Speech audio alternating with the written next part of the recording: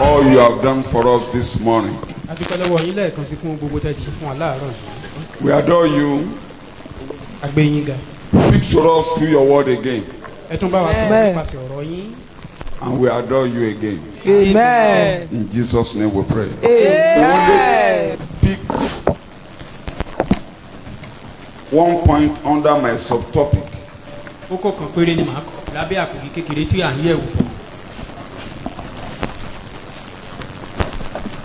There will be new provisions for the city, which we started last week. So under that is where I'm going to put a single point for our discussion before we go away.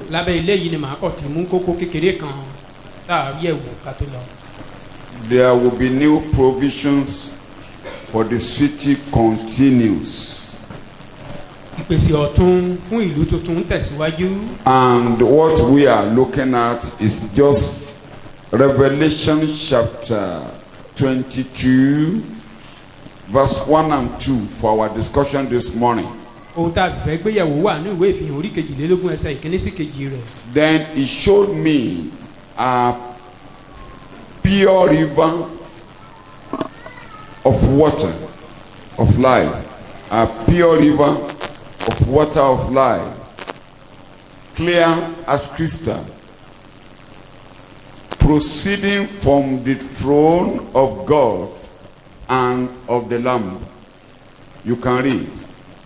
Ó sì fi odò omi ìyè kan hàn mí tí ó mọ́ bíi kírísítálì tí ń ti ibi ìtẹ́ Ọlọ́run àti ti ọ̀dọ́ àgùntàn jáde wá. And at either side of the river was the tree of life.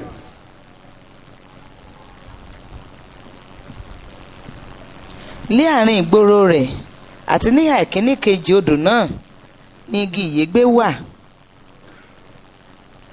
tí máa so onírúurú èso 12, a sì máa so èso rẹ̀ lí oṣooṣù. Ewé igi náà sì ní fún mímú àwọn orílẹ̀-èdè lára dá. That is the key point we are going to consider this morning. Don't forget. Keep looking ahead for the new city. That is the only thing we can gain here. Look ahead for the new city. Because there is wonderful joy ahead of you. Pay close attention now. I am creating a new heaven and a new earth. All the earlier troubles, chaos, and pains are things of the past. To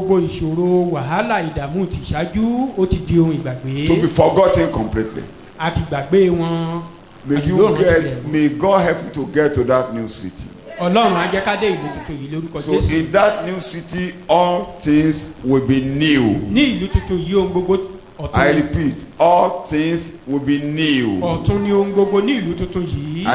I said all things all together.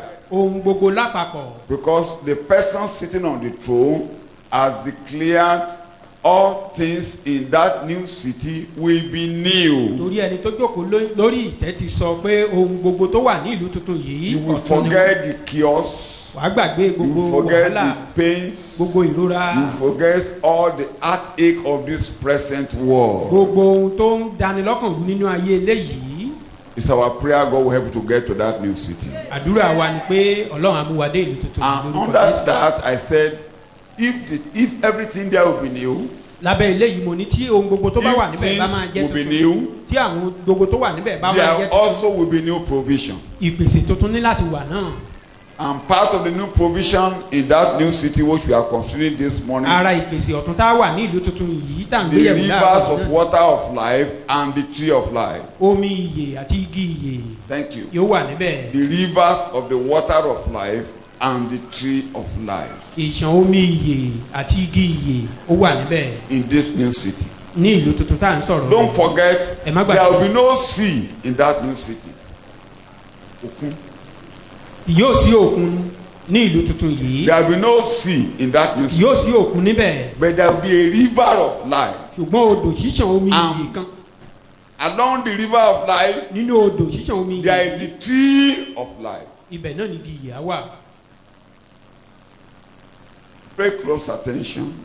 Ẹ tẹ́tí sí mi. I said this lecture has two parts. Mo ní ẹ̀kọ́ yìí olójú méjì. We are looking ahead to the new city. À ń fojú sọ́nà fún ìlú tuntun. Where we shall forget every chaos. Níbi tá a ti gbàgbé gbogbo wàhálà. Those of you who get to Christ Jesus today. Ẹ̀yin tẹ́ ẹ gba Jésù tẹ́ ẹ wọnú Jésù lónìí. Everything in your life will be new. Ohun gbogbo nínú ayé rẹ̀ á di ọ̀tun. In this world you will taste new things. Nínú ayé yìí ohun ọ̀tun á máa ṣẹlẹ̀ sí. And you will have new provisions. Wàá sì máa ní àwọn ìpèsè ọ̀tun. Part of that new provision that will be in that new city. Lára àwọn ìpèsè ọ̀tun tá a wà ní ìlú tuntun. Which you also will enjoy here. Tá a sì máa tọ́wò nínú ayé níbí. Real health. Ìlera pípé. Thank you very much. But let me begin. Ẹ jẹ́ kí n bẹ̀rẹ̀ báyìí. Going to Genesis chapter 2. Nínú ìwé Genesis orí kejì. You will see that in Genesis chapter 2 there were rivers in the garden. Omi wà nínú ọgbà. There's a river in the garden. Omi kan wà nínú ọgbà. That river was divided into 4 parts in the garden. Ó wá pín sí ọ̀nà mẹ́rin. 2:9 to 14.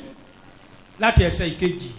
Láti inú ilẹ̀ ni Olúwa Ọlọ́run mú onírúurú igi hù jáde wá. And out of the ground made the Lord God to grow every tree that is pleasant to the sight.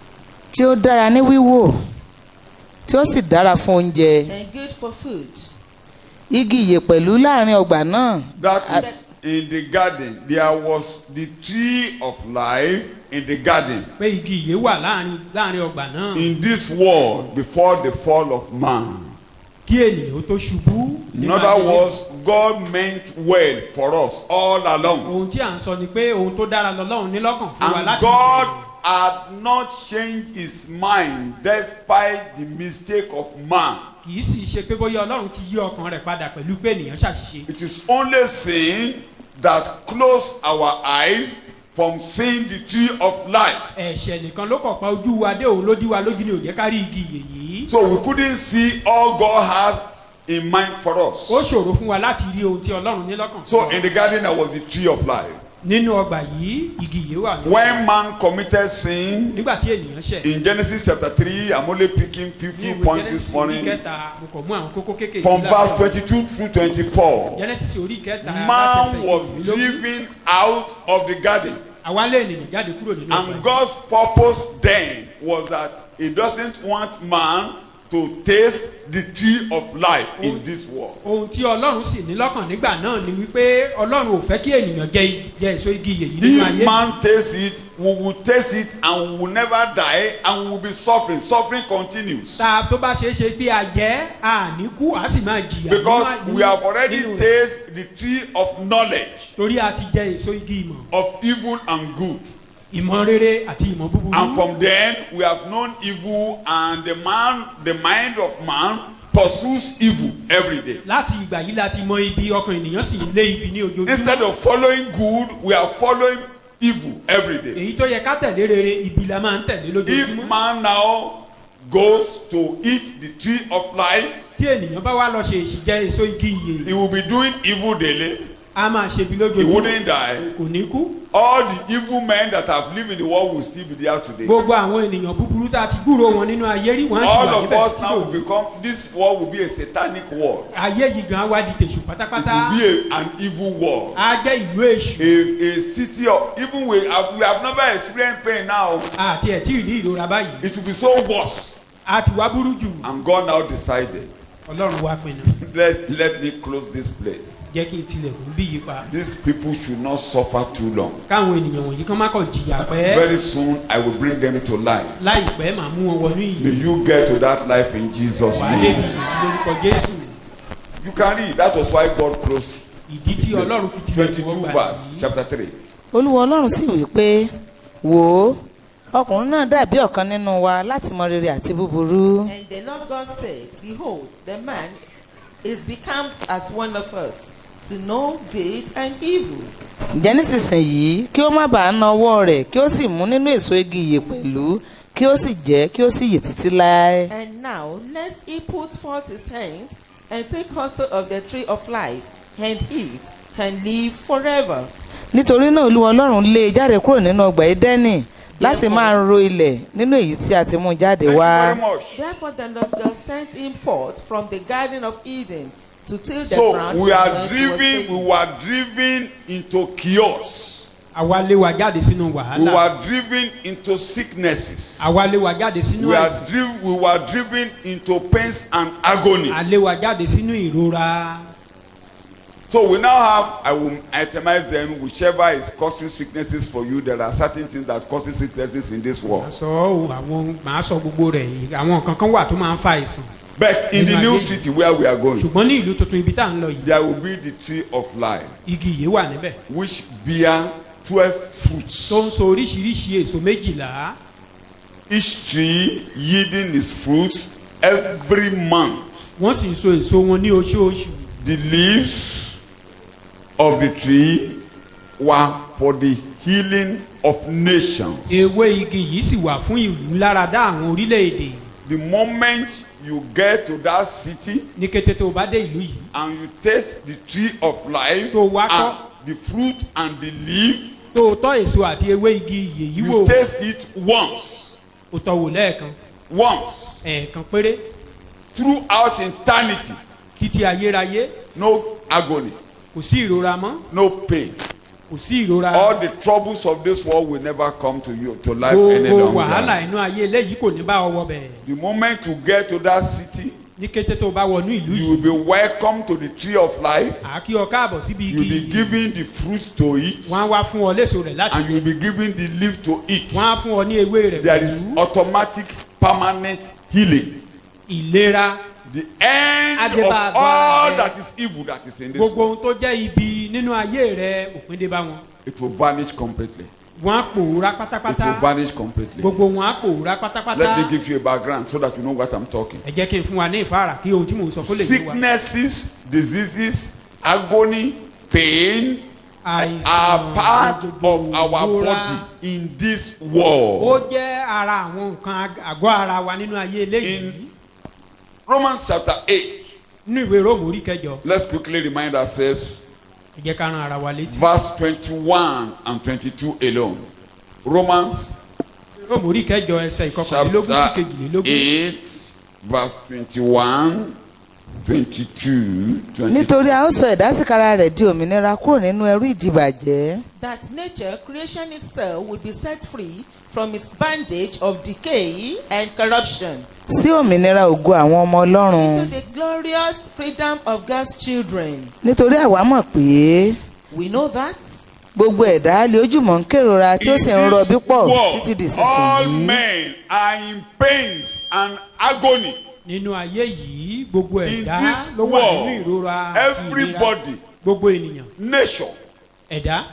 everybody, gbogbo ènìyàn. pain and ìrora agony up till now. títí di ìsinsìnyí. That was why in verse 18 there Paul declared òun ni Paul ṣe sọ ní ẹsẹ̀ kejìdínlógún níbẹ̀. that the agony of this moment pé ìrora ìsinsìnyí. cannot stand the glory that will be revealed in us. a lè fi wé ògo tí à ń bọ̀ wá fi hàn wá. The new city is expecting us. ìlú tuntun yìí ó ń retí It's wa. expecting us. ó ń retí wa. Because it is we when we get there that things will be new because of us. torí nígbà táwa bá débẹ̀ ni a sọ Don't gbogbo tí ọkùnrin forget, torí tiwa. God created everything in this world because of man. ẹ má gbàgbé Ọlọ́run dá ohun gbogbo tó wà ní ayé yìí títorí ènìyàn. There are certain good things that are accompanying the tree of life that will benefit us. We can't taste it in this world. àwọn nǹkan kan wà lára igi ìyè yìí tó lè ṣe wá láǹfààní ṣùgbọ́n tá a lè tọ́wò nínú ayé And as eléyìí. long as we cannot get it here, àti ẹ̀ lè rí níbí. You must be in pain and agony in this world. ìrora gbọ́dọ̀ wà nínú ayé ilé. The only thing that will make you to have a taste. ẹyọ nǹkan tá a jẹ́ ká ní ìtọ́wò rẹ̀. The gifts of the new life, the gifts of the kingdom of God, the gifts of the new city. àwọn ẹ̀bùn ìlú tuntun yìí. Like I said, gẹ́gẹ́ bí mo ṣe sọ. a foretaste of the city of God ìtọ́wò is ìlú to yìí. come to Christ ní ká wá sí ọ̀dọ̀ Jésù. so that your sins can be remitted off. ká lè mú ẹ̀ṣẹ̀ wa kúrò. Your sins can be wiped away. ká lè pa ẹ̀ṣẹ̀ wa rẹ́. When your sins are wiped away, nígbà tá a bá ti pa ẹ̀ṣẹ̀ wa you rẹ́. will begin to taste the things of heaven little by little. àwa máa ní àtọ́wò àwọn nǹkan tí ọ̀run. Even though díẹ̀ this díẹ̀. body will still be in pain because of some reasons. bó tilẹ̀ jẹ́ pé àgọ́ ara ó sì lè wà ní Because ìrora this nítorí àwọn physical body will be in pain and will still be sick until we get to the new city. torí àgọ́ ara eléyìí ìrora díẹ̀díẹ̀ a máa wà àìsàn díẹ̀díẹ̀. You know why this body is in pain? ẹ mọ ìdí tí ara eléyìí fi wà It nínú is ìrora. the nature of sin that has got there. Our body has not been saved. torí pé ẹ̀dá ẹ̀ṣẹ̀ tó wà níbẹ̀ àgọ́ ara wa ò sì tí ì rí ìgbàlà. Our soul have been saved.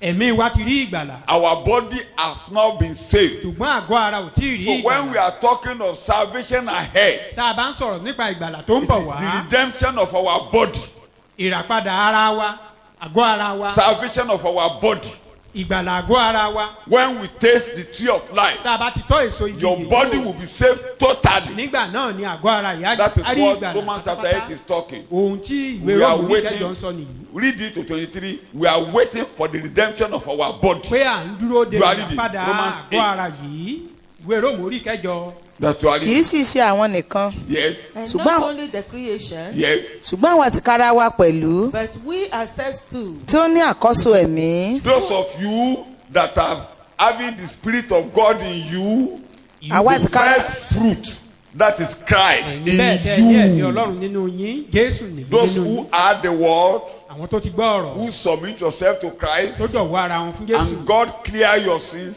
Ọlọ́run sì pa ẹ̀ṣẹ̀ wa The rẹ́. Son of God now living in you. ọmọ Ọlọ́run wa ń gbénú wa. That is the first fruit in you. èso àkọ́kọ́ nìyí nínú wa. Those of you, even though you have Christ living in you, bó tilẹ̀ jẹ́ pé a ní Jésù ń gbé this nínú wa. world is still a place of pain. ṣùgbọ́n ayé yìí ó sì jẹ́ ibi ìrora. Your body will be saved one day àgbà àgọ́ ara yìí là lọ́jọ́ when we get to the new city. nígbà tá a bá You are ìlú reading. yìí. àní àwọn àtìkára wa ń kérora nínú ara wa Bẹ́ẹ̀ni, àwa ń dúró de ìsọdọmọ àní ìdáǹdè ara wa. that is the redemption of our body. Take it in English. We are waiting. Yes. And not only the creation, Yes. but we ourselves too, who have and enjoy the first fruits of the Holy Spirit, Yes. have foretaste of the blissful things to come. A foretaste of the peaceful things to what? To come. ìtọ́wò àwọn àlàáfíà tó ń bọ̀. Peaceful things are coming. àlàáfíà Taste it Ó ń bọ̀. today. gba ilé yìí lónìí. If you don't taste it today, tọ̀wò lónìí tó o bá tọ̀wò lónìí. things will be so worse for you in this world. nǹkan burú jáì fún wa People ní ayé are ń bí tasting o. it today. àwọn ènìyàn ń tọ̀wò Those who lónìí. come to Christ, àwọn tó wá sọ́dọ̀ Jésù. those who believe in àwọn Jesus, tó gba Jésù whose gbọ́. sins are forgiven, láti dárí ẹ̀ṣẹ̀ wọn. God will make them to taste that peaceful thing. Ọlọ́run á jẹ́ kán tọ́ àwọn nǹkan àlàáfíà That wọ̀nyí wò. peaceful things can be yours this morning. Amen. àwọn nǹkan àlàáfíà wọ̀nyí náà ó lè jẹ́ tìrẹ láàárọ̀ yìí. When it becomes yours this morning, tó bá ti wá jẹ́ tìrẹ láàárọ̀ yìí. finally in the new city, you will taste the peaceful things forever. láàkótán nígbà Amen. tàbádé ìlú tuntun lọ́hùn-ún Your àṣẹ̀ṣẹ̀ body wá will jẹ be àjẹkún totally àwọn nǹkan saved. àlàáfíà yìí. àwa ṣe Take it in ìgbàlá English. àgọ́ ara wa. You are, yes.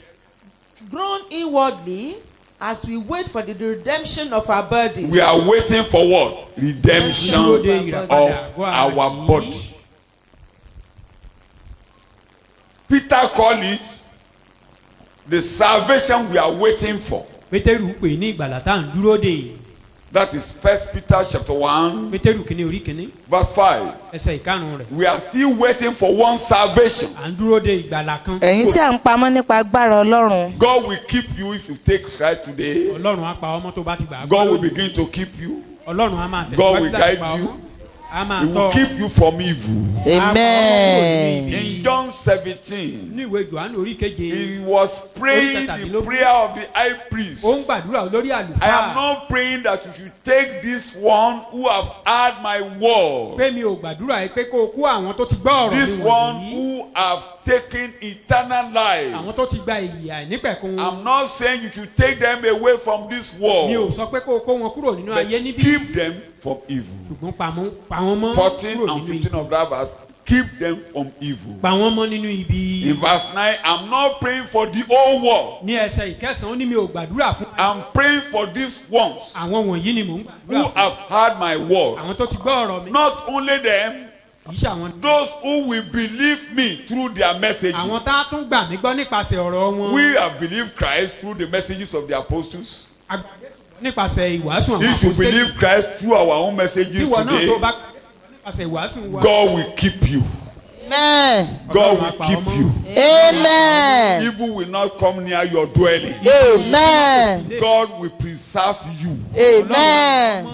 So many chaos in this world, God will preserve you. Amen. So you are now coming to the city of refuge. ó wá wá sí ibi ìlú ààbò. Because the high priest has taken the blood to the altar. torí pé olórí àlùfáà ti gbé ẹ̀jẹ̀ lọ síbi pẹpẹ. The person that is going on with the sword to kill will never kill you. ẹni tó yọ idà The lọ́wọ́ láti pa manslaughter will never olùwà kò ní slaughter dọ́dọ̀ you. rẹ̀. Amen. In the city of refuge, ní ìlú ààbò àlàáfíà wà níbẹ̀. in the city of refuge, there will be joy. ní ìlú ààbò ayọ̀ wà níbẹ̀. And there in that city, we are waiting patiently ní ìlú for the redemption of our body. ní ìlú eléyìí à ń dúró pẹ̀lú sùúrù de ìràpadà àgọ́ ara wa. And that redemption of our body ìràpadà àgọ́ ara wa. is the healing of our body. òun sì ní ìmúláradá ara That is wa. the first resurrection, àjíǹde àkọ́kọ́ lè where we'll be given a new body. níbi tá a ti gba ara ọ̀tún. This mortal body will go away. ara kíkú eléyìí. This abá ti rẹ̀ body lọ. is of the flesh. ara eléyìí ti ara This ni. body is from the ground. ara eléyìí erùpẹ̀ ni. And it's a body that will constantly be weak and sick. a sì máa rẹ̀ ẹ́ a máa It's a ṣàìsàn. mortal body that is weak. ara kíkú tó It's ṣe a body aláìlera that have been cursed. ara tó ti gba ìpè. So when you are going through pain, tá a bá wá ń la ìrora it's kọjá. because your body is mortal. tìtorí pé ara kíkú la gbé wọ̀lú. But causes can be removed from your life ṣùgbọ́n today. a lè yọ ègún kúrò nínú ayé wa Because lónìí. Jesus has taken the blood to the altar. torí pé Jésù ti gbé ẹ̀jẹ̀ lọ sí orí. All that is bringing causes and chaos have been nailed to the cross. gbogbo ohun tó mú ẹ̀gún àti ìrora àbí wàhálà wá ti kàn máa Agony in gbélé. your life can disappear this morning. ìrora nínú àgọ́ ara rẹ̀ yóò lè pòórá If you láàárọ̀. believe in Christ today, agony in your life will disappear this pé morning. gbogbo ìrora Amen. ó lè pòórá láàárọ̀ yìí. Jesus paid the price. Jésù san gbèsè You rẹ̀. won't pay any price for it. o ò nílò Amen. gbèsè mìíràn láti san. God will relieve you of every agony this morning. Jésù á tù ọ́ lára ní gbogbo ìrora lórúkọ This Jésù. place is a place where the devil oppress. ibi tí èṣù ti máa ń jẹ gàba nìyí. There was a Tẹ̀lé woman which ènìyàn. I said during this meeting that could not look up. The Bible, Jesus said, Satan oppressed her, he couldn't look up. mò ń sọ̀rọ̀ nípa obìnrin kan nínú ìpàdé tá à ń ṣe lọ́wọ́ yìí pé obìnrin yìí ó ti tẹ̀ bá pé èṣù ló tẹ̀ ẹ́ You bá. remember Jesus met her.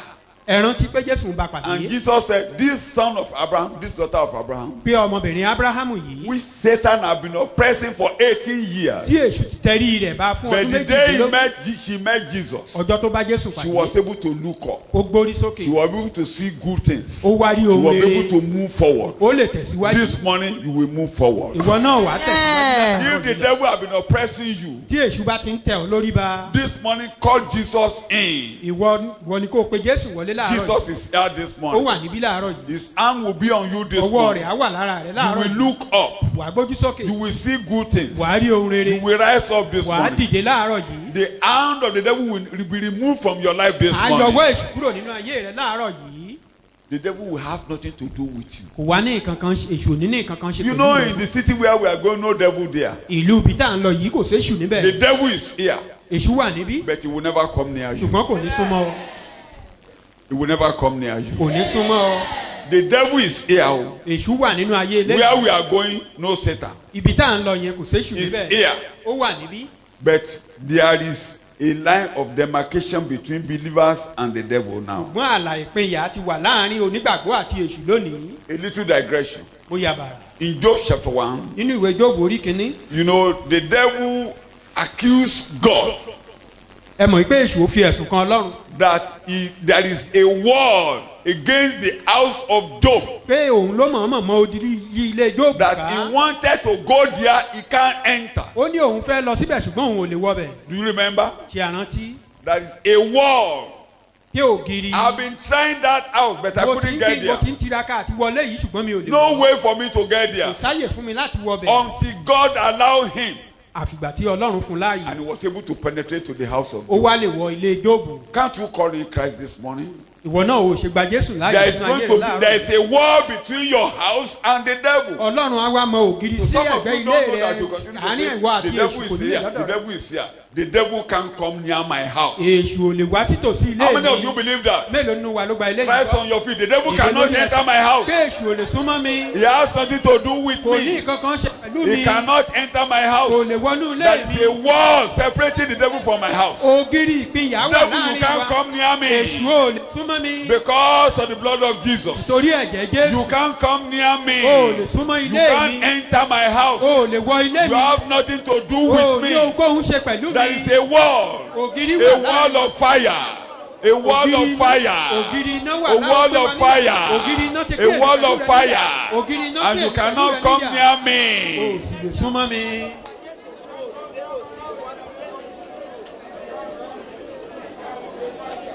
We pray. ní orúkọ Jésù. Before you sit down, you will now declare.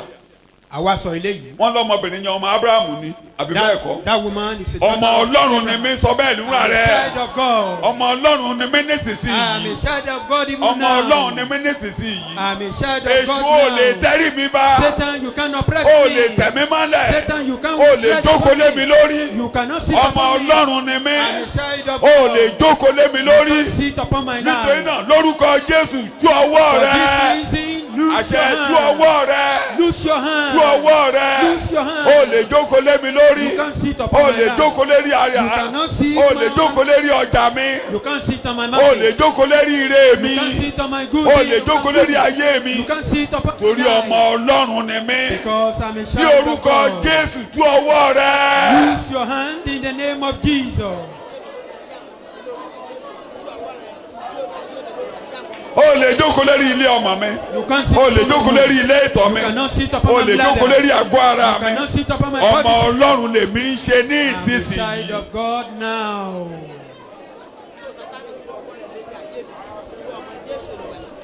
Àṣẹ ni mo ní kó o pa o. I mean, you Á should lè tú command. ọwọ́ rẹ̀ lẹ́sẹ̀kẹsẹ̀. Á And tú you ọwọ́ lose rẹ̀ his lẹ́sẹ̀kẹsẹ̀. Á hand tú ọwọ́ rẹ̀ immediately. lẹ́sẹ̀kẹsẹ̀. If he lose his hand immediately.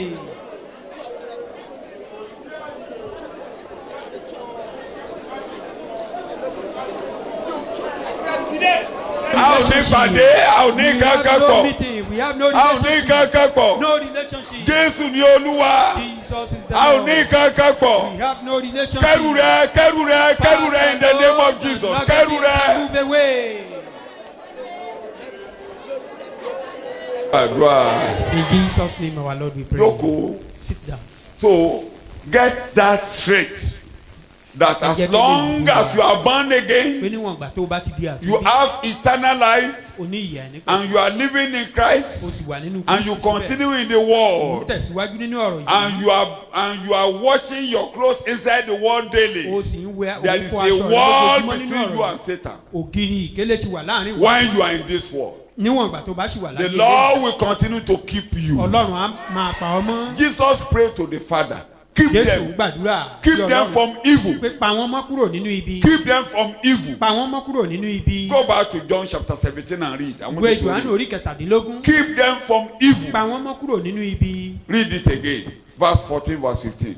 Jòhánù orí kẹtàdínlógún ẹsẹ̀ èmi ti fi ọ̀rọ̀ rẹ fún wọn Yes. I have given and delivered to them your ayé word, sì ti kórìíra wọn and the word has hated them. nítorí tí wọn kì í ṣe ti ayé Ayé lè kórìíra rẹ o. The world may hate you. Wọ́n lè máa bá ọjà òfo náà máa mú lórí ọ̀rọ̀ rẹ o. amen Torí ẹ̀ ń ṣe tiwọn. Sọ bẹ́ẹ̀ mi ò ń ṣe tiwọn. mi ì ṣe Mi ò ń tiwọn ṣe tayé. mi ì ṣe ti Ẹ kàn ayé lè máa bínú ni mi ò ń ẹ ṣe kàn lè máa tiyín. bínú ni mi ò kì í Mi ò ṣe dẹ̀ ní tiyín ṣe tiyín. lórúkọ I will Jésù not mi ò kì í ṣe be for tayé you. Jesus. Amen. Amen. Àwẹ̀ má ṣe wọn o.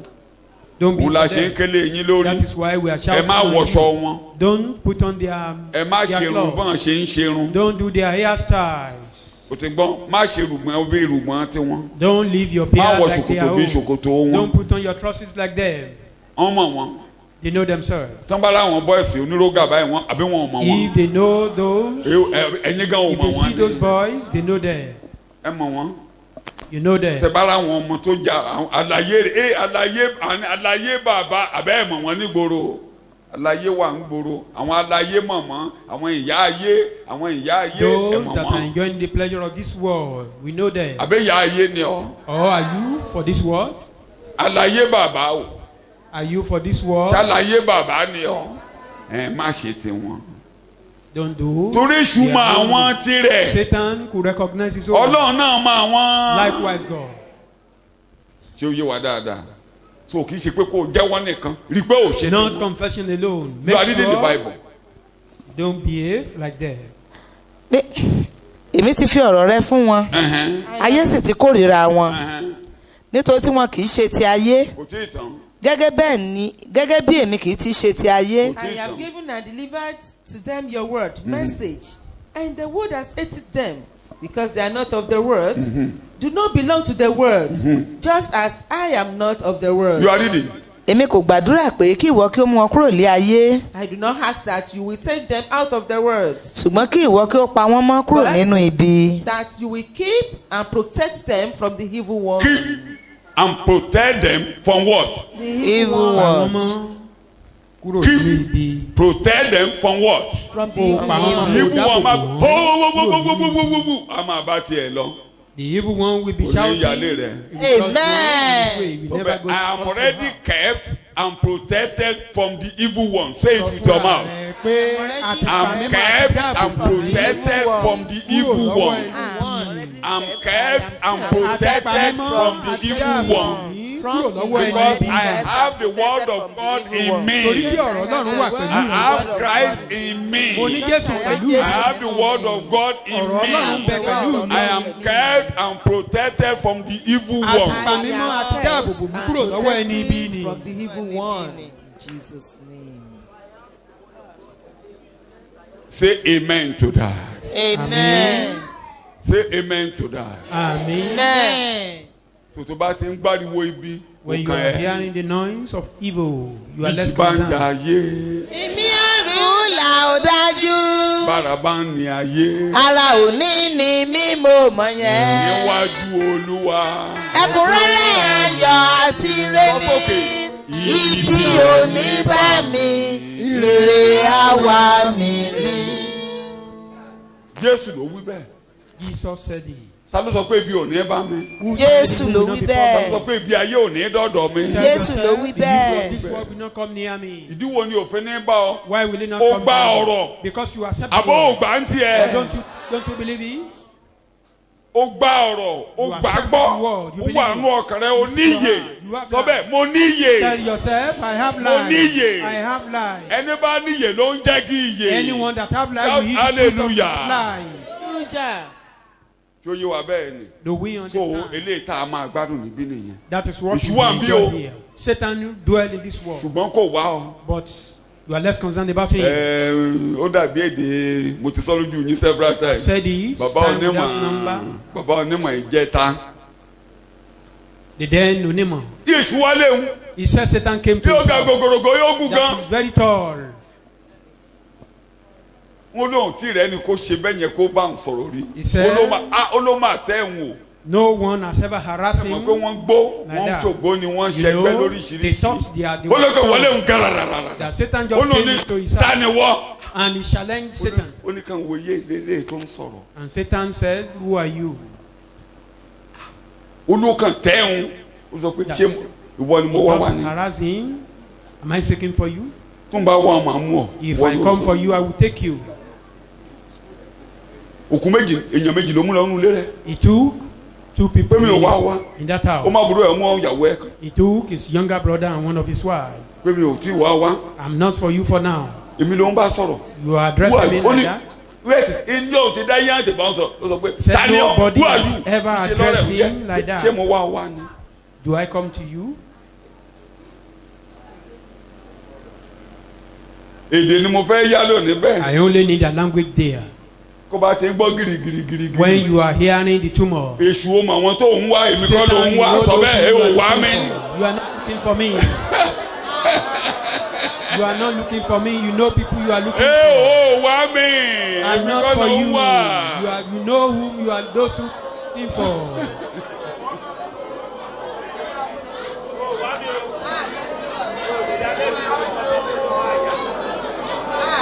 Jesus, Olúwa wa. Jesus' name. When the angel of destruction was to kill people in Egypt, did he not know where to go? Did he not know where to go? Did he enter every house? He knew the house to go.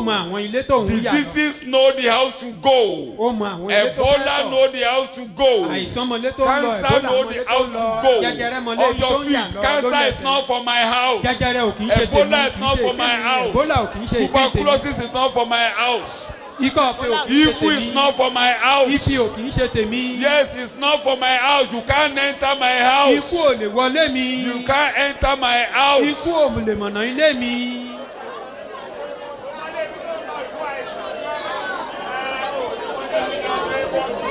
In Jesus' name we pray. Islamization, Bukharization, ani gbogbo wọn ti kó Fúlàní dé gbogbo yìí. Ọmọ ènìyàn mẹ́wàá. They know whom àbí àwọn ènìyàn mẹ́wàá.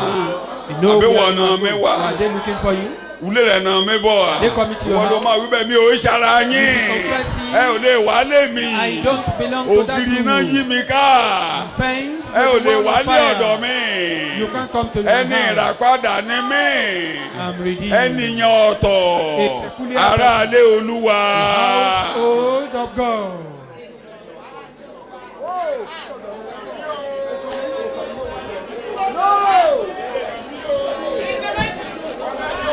Jésù Olúwa wa. Ní orúkọ Jésù. Mo ti sọ, mo ti ṣàlàyé ẹ̀. I've explained. Torí ògo Ọlọ́run ló la ṣíbò wá. Because the glory of God overshadow us. Kí mo la ṣíbò wá. The glory of God overshadowing us. Wọ́n fẹ́ lọ wágo lọ sórí òkè. Inú ògo Olú ènìyàn ti ṣẹ̀, ó ti kùnà kéne. Tá a bá mú ẹ̀ṣẹ̀ kúrò kí ló máa padà dé? Sọ bẹ́ẹ̀ ògo mi ti padà dé. Ògo mi ti padà dé. Ògo Ọlọ́run ti ṣí jìbò mi. Ògo Ọlọ́run ti ṣí jìbò mi. Ògo Ọlọ́run ti ṣí jìbò mi. The glory of God is overshadowing me.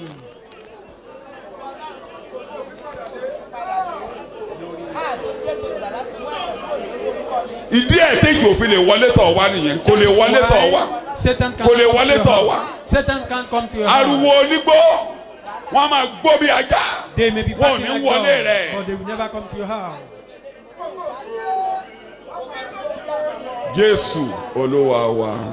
In Jesus' name we Má pray. para ẹ̀ láyò tó Ọlọ́run bá kàn ṣàánú ẹ̀ tó lálàárí wọn. If you are pariwo kò kàn ẹ́. you see them crying, shouting, you are less concerned. Mo ti sọ lójú yín mo ní bàbá kan gate man gold nígbà tí mo dénú igbó yẹn ní 2000. When I first got to 2008. Good FM media there in 2008. 2009 ni gbàyẹn ọ̀nà bẹ̀yẹn náà ń gbà lọ sàbújá wọ́n ti tún gbà bẹ̀ báyìí o. Torí wọn jẹ́ kí n sùn lóru báyìí nígbà mi wọ́n ti tún gbà bẹ̀ dáadáa. The travelers normally ply that. Nígbà yẹn bẹ̀ náà ń gbà. They've started again now.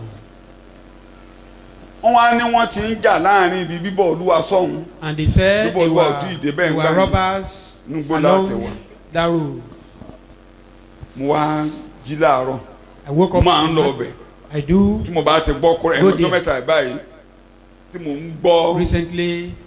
Táwọn kan tanná mọ́ bẹ́ẹ̀ tán yí bẹ́ẹ̀ káàkiri ọlọ́pàá. I saw some people patrolling the place more than 30 minutes. Mo yọ lójú window mo ń gbàdúrà lọ́wọ́ ni wọ́n dé mo bá ṣíwọ́ àdúrà. I peep from the window. Jẹ́ kí n wo nǹkan tán ṣe. I was praying, then I stopped to look at what is happening. Ìgbà tó lọ́jọ́ kejì. The second day. Bá jí lọ láàárọ̀.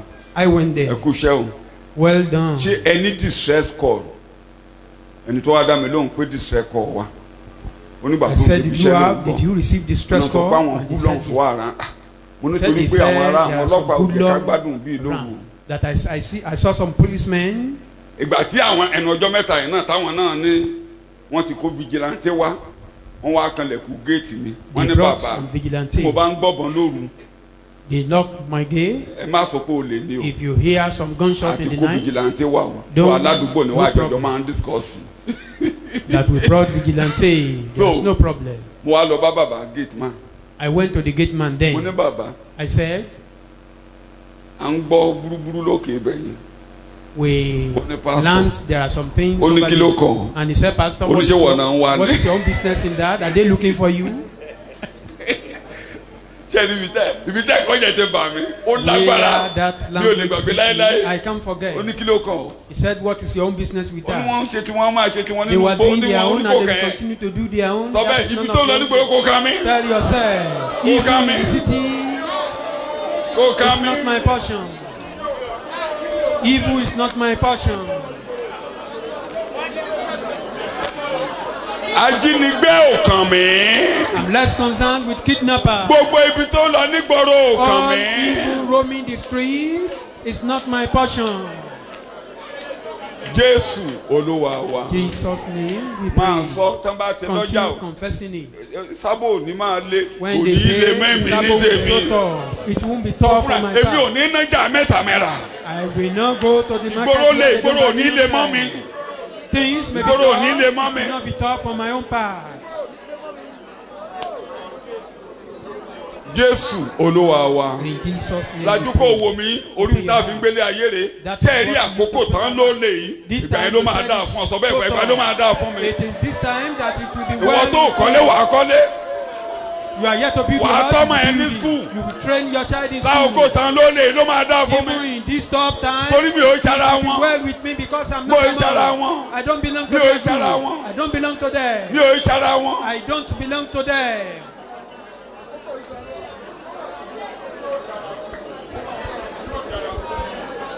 Jésù Olúwa wa. Jesus' name. Tó bá ti ń gbọ́ aboyún pé àwọn aboyún wọn ń gbé wọn lọ wọ́n ń kú. When you are hearing that. Nínú aboyún bíi mẹ́wàá, àwọn bíi márùn-ún ti kú. Kò kàn mí, sọ bẹ́ẹ̀ kò kàn mí. It's none of our business. It's none of your own business. Kò kàn mí. That is not your portion. Ìyàwó tèmi á bímọ láyọ̀ àtàlàáfíà kò kàn mí. My wife will deliver safely. Jésù Olúwa wa. Jesus' name. Àkànmọ́ wà ní ayé bá àwọn ọ̀dọ́ tó ń gbéyàwó yìí bímọ mọ́ wọn ìbímọ mọ́. Mi ò í ṣara wọn wọn àbẹ̀ tèmi á bímọ sọ bẹ́ẹ̀ tèmi á bímọ. Tèmi á bímọ mi ò í ṣara wọn mo máa bímọ. Pregnant and deliver safely. Mo máa bímọ wọn á bímọ. I will have my own child. Kò kàn mí. It's none of my own business.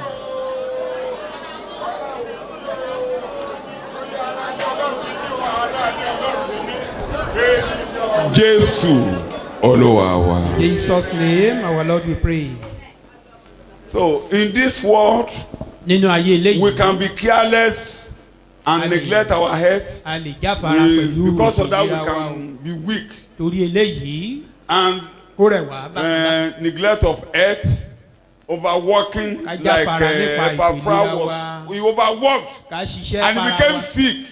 In this world it can happen. In this new city, nothing like that. In this world, you can be getting old in your body. But where we are going, no old age. Are you listening to me? No old age. There are certain sicknesses that the word has said will accomplish old age. Àwọn àìsàn kan wà táwọn ayé ti sọ pé àwọn arúgbó ló máa ń bá kọ̀wọ́ rìn. Sọ fúnra rẹ̀ mi ò ní nẹ́pẹ̀ nínú rẹ̀. Tell yourself. Sọ́jáde mi ò ní nẹ́pẹ̀ nínú rẹ̀. That is not my. Mi ò í ṣara wọn sẹ́. I'm not among. Mi ò í ṣara wọn. I'm not among. Mi ò í ṣara wọn. I'm not among. Mi ò í ṣara wọn. I don't belong to them. Mi ò í ṣara wọn sẹ́. I don't belong to that group. Mi ò ní nẹ́pẹ̀ níbẹ̀. I will not partake in that. Mi ò í ṣara wọn. I don't belong to that group. Mi ò í ṣara wọn. I don't belong to that group. Torí ìlú bí tá a lọ ìlú ìlera ni mi ò í ṣara wọn. Because the city where we are going is a city of health.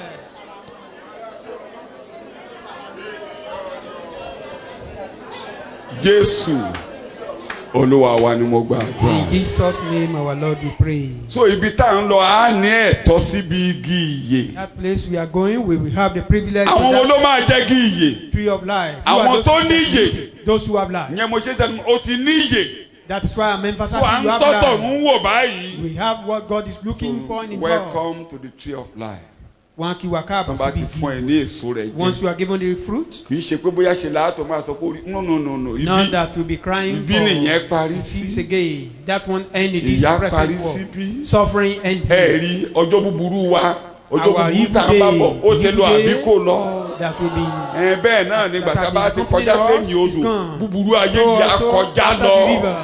the evil of this world. Are you not supposed to be there? Must you play with the gospel? Must you play with the blood of Jesus? Must you play with the word of God? Not yet take the decision. Take it today that I want to get to that stage of life. I will get there. I will get there.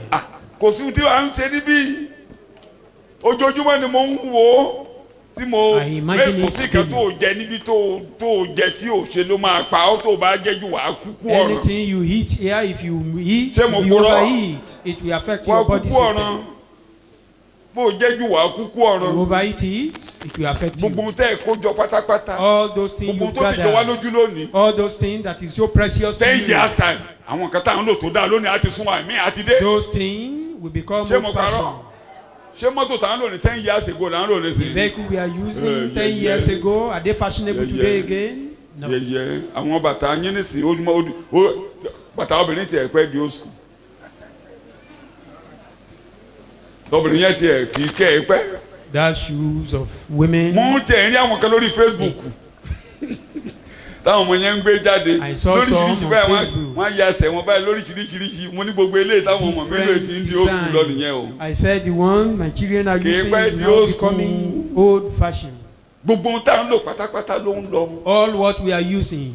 àṣà ayé yìí ń kọjá lọ. The tradition of this world going back. lórúkọ Jésù èmi ò ní báyé lọ. I will not go with this world in the name of Jesus. torí mi ò ṣaráyé mi ò ní báyé lọ. Because I'm not of this world. sẹ́rí ẹ̀ bá kí n tó parí ẹ̀kọ́ ní ìṣẹ́jú méjì ibi igi yẹn mi á débẹ̀ ní tèmi o. I will get to that tree. wà á ràn mí lọ́wọ́ láti débi igi. You will help me to get torí mo ní ìyè àìnípẹ̀kun. Because eternal life èmi náà á débi igi ìyè. And I will get to that tí ń bẹ láàrin paradísì Ọlọ́run. That is kò sóhun tó máa dí mi lọ́wọ́ kò sóhun tó máa dá mi dúró sí ayé. Nothing will hinder me. torí o ti fún mi ní ìyè àìnípẹ̀kun. Because you give me eternal life. wà á ràn mí lọ́wọ́ láti débi igi ìyè. You will help me to get to that. ràn mí lọ́wọ́ láti dúró nínú ẹ̀kọ́. Help me to stay within the lọ́wọ́ láti dúró nínú ìjọsìn. Help me to stay within the worship.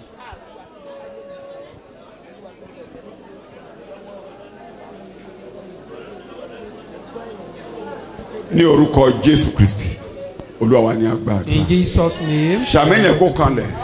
Shout amen. bẹ́ẹ̀ máa parí ẹ̀kọ́ àárọ̀ ìsìn. àdìdì àlọ́ dúpẹ́ lọ́wọ́ Ọlọ́run. We thank God on our feet to thank God. ọjọ́ búburú tẹ lọ sẹ́. Evil day. àbí ọjọ́ búburú ò tẹ lọ. Evil day. lórí ẹsẹ̀ Olúwa ṣe ọjọ́ búburú tẹ lọ. Thank you, O Lord. ọjọ́ ìnira tẹ lọ ọjọ́ ìbàjẹ́ tẹ lọ. o ti padà sáàárín èmi àti ayé. o ti padà sáàárín èmi àti èṣù. Make a separation between me ibi ayé ò lè bá mi èṣù ò lè dọ̀dọ̀ mi mọ́ Olúwa ó ṣe Olúwa mo júbà rẹ o. Evil of this world cannot befall me.